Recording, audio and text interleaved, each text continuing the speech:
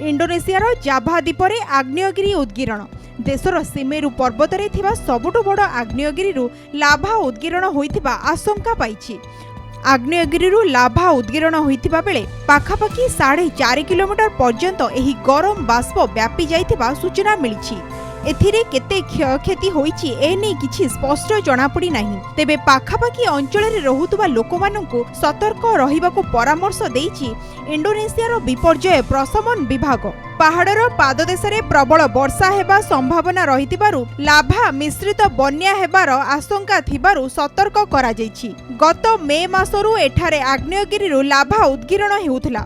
एही अंचल भूमिकंप अंचल भावे बेस जनाशुना। इंडोनेशिया रे 120 रु अधिक उत्तप्त आग्नेयगिरी मान रहिछि। शुक्रवार दिन सकाळे इंडोनेशियार सुलवेसी द्वीपरे बड़ धरणर भूकंप होइथिला।